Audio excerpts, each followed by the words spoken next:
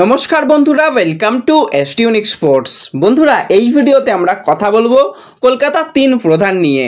মোহনবাগানের ডুরান্ড কাপের ফাইনালে কোয়ালিফাই করা, ইস্ট বেঙ্গলের নিয়ে কিছু আপডেট, মোহামেডান নিয়ে সুখবর রয়েছে এই ভিডিওতে। খুবই ইন্টারেস্টিং একটা ভিডিও হবে, শুরু থেকে শেষ পর্যন্ত দেখো।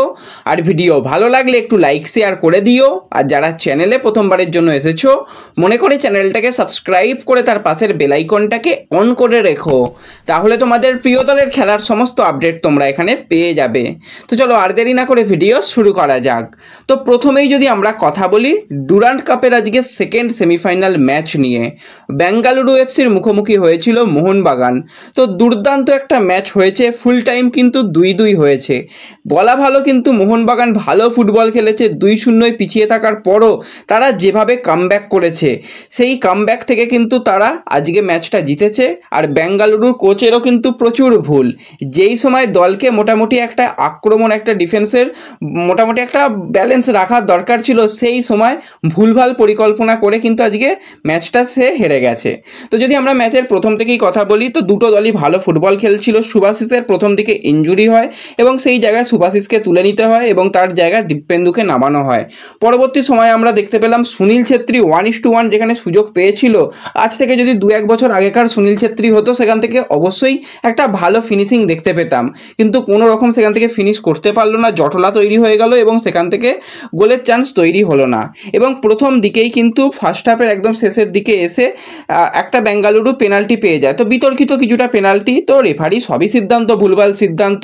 একটা ক্ষেত্রে নাগুয়েরা দেখলাম শট মারলো, সেখানে মোহনবাগানের কোনো একজন ডিফেন্ডারের গায়ে লেগে বল বেরিয়ে গেল, সেটা গোল কিক দিয়ে দেওয়া হলো।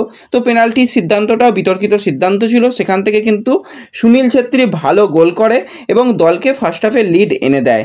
সেকেন্ড হাফের প্রথম দিকে কিন্তু মোহনবাগানের ডিফেন্স একদম সুইচ অফ হয়ে গিয়েছিল কয়েক সেকেন্ডের জন্য। সেই জায়গাতেই কিন্তু জর্জে পেরিরা ডিয়াজ ভালো বল বাড়িয়ে দেয়। সেখান থেকে বেঙ্গালুরু এফসির ইয়াং প্লেয়ার কিন্তু ভালো একটা ফিনিশিং করে।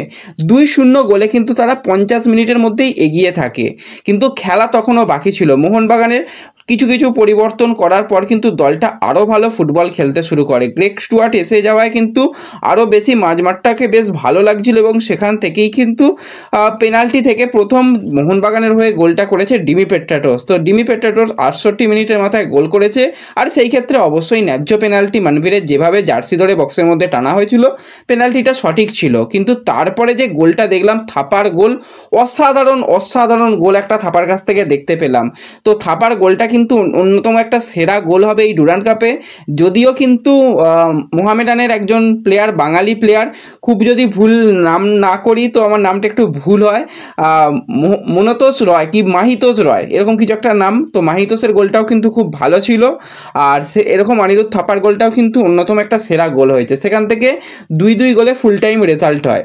আর যেই জায়গায় মোহনবাগানের মানে অ্যাটাকের লাইনের প্লেয়াররা ভালো ছিল, গোল করার প্লেয়াররা ভালো ছিল, তারা যথেষ্ট অ্যাডভান্টেজ পজিশানে ছিল।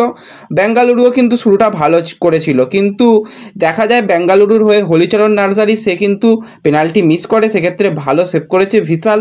আর পরবর্তী সময় কিন্তু আলেকজান্ডার জিভানোভিচ সেও পেনাল্টি মিস করে। আর মোহনবাগানের হয়ে গ্রেগ স্টুয়ার্ট পেনাল্টি মিস করে।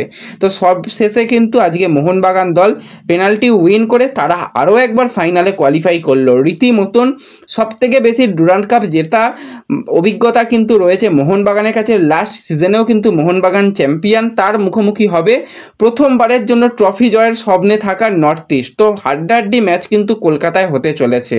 আর আজকেও কিন্তু মোহনবাগান সমর্থকরা জাস্টিসের জন্য কিছু ছোট ছোট ট্রিফো এনেছিল।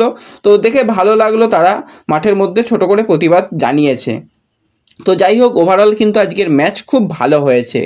এরপরে যদি আমরা চলে আসি একটুখানি মোহামেডানের দিকে, তো কালকেই তোমাদের জানিয়েছিলাম যে ইনভেস্টারের সঙ্গে কিন্তু একটুখানি সমস্যা তৈরি হয়েছে। সেখানে কিন্তু সাচি গ্রুপের সঙ্গে কিন্তু বাংকার হিলের যেটা ডিল হওয়ার কথা ছিল, সেই ডিলটা হবে না জানিয়েছে বাংকার হিলের তরফ থেকে দীপক বাবু। কিন্তু আমি বলেছিলাম যে এটা কিছু একটা ভিতরে মানে মন কষাকষি ব্যাপার চলছে, এটা মিটে যাবে, মিটে গিয়ে কিন্তু অবশ্যই এই ডিলটা হবে এবং এই ডিলটা সত্যি মোহামেডানের জন্য খুব ভালো একটা ডিল হবে এবং ডিলটা একদম ফাইনালাইজড হয়ে যাবে। তো আজকের দিনে যে দাঁড়িয়ে যেরকমটা আপডেট রয়েছে, দীপকবাবু সে কিন্তু রীতিমতন কলকাতায় আজকে এসেছে এবং কর্তাদের সঙ্গে মিটিংয়েও আজ বসেছে এবং মিটিংয়ে যেরকমটা আপডেট রয়েছে যে 7 জন মিলে একটা বোর্ড গঠন তৈরি হবে। সেখানে কিন্তু সাচি গ্রুপ থেকে 2 জন থাকবে, বাংকার হিল থেকে 2 জন থাকবে, আর 3 জন কিন্তু মোহামেডান স্পোর্টিং ক্লাব থেকে থাকবে। সেই নিয়েই কিন্তু মোটামুটি একটা গ্রুপ তৈরি হবে, যেটা বোর্ড তৈরি হবে, এবং এই বোর্ডের হেড হিসাবে দায়িত্বে থাকবে কিন্তু মিস্টার রাহুল টোডি।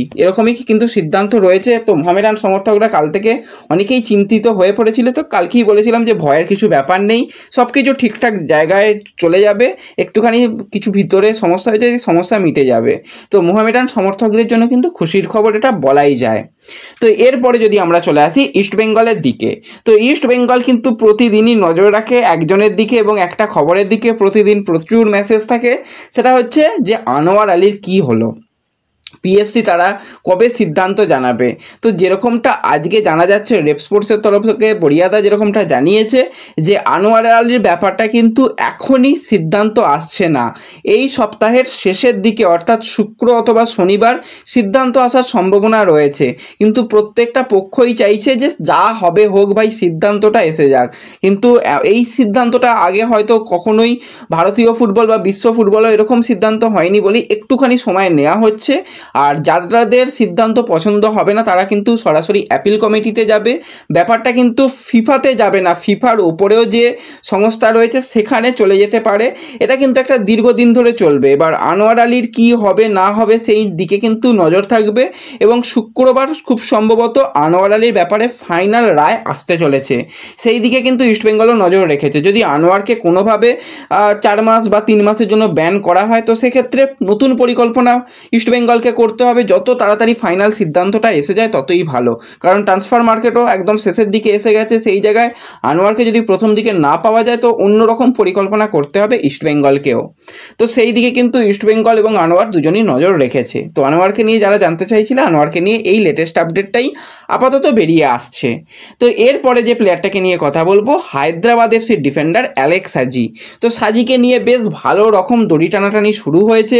তো যেরকমটা মনে করা হচ্ছিল যে খুব সহজেই ইস্টবেঙ্গল পেয়ে যাবে, কিন্তু শুধুমাত্র ইস্টবেঙ্গল এই রেসে নয়, পাঞ্জাব এফসি, মোহনবাগান এছাড়া আরও একটা দল রয়েছে এই অ্যালেক্স সাজিকে নেবার ব্যাপারে।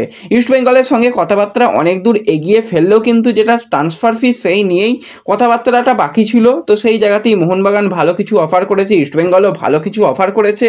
তো যেটা শোনা যাচ্ছে আজকে কিন্তু একটা ভালো রকম চেষ্টা চালানো হয়েছে ইস্টবেঙ্গলের কাছ থেকে, হয় সাইন হয়ে যাবে, তা না হলে ভাই ডিল ভেস্তে যাবে, সেকেন্ড অপশানের দিকে ইস্টবেঙ্গল চলে যাবে। একদম লাস্ট একটা রিভাইসড অফার যেটা বলতে পারো সেরকম কিন্তু ইস্টবেঙ্গলের তরফ থেকে শোনা যাচ্ছে যে পাঠানো হয়েছে। একদম অল আউট চেষ্টা যাকে বলা হয় সেটা করা হচ্ছে অ্যালেক্স সাজির জন্য। এর আগেও কিন্তু ইস্টবেঙ্গল এই উইন্ডোতে বেশ কিছু প্লেয়ারকে শেষ মুহূর্ত পর্যন্ত লড়াই করে ছিনিয়ে নিয়েছিল। তো এই অ্যালেক্স সাজিকেও তারা ছিনিয়ে নেওয়ার শেষ চেষ্টা চালিয়েছে।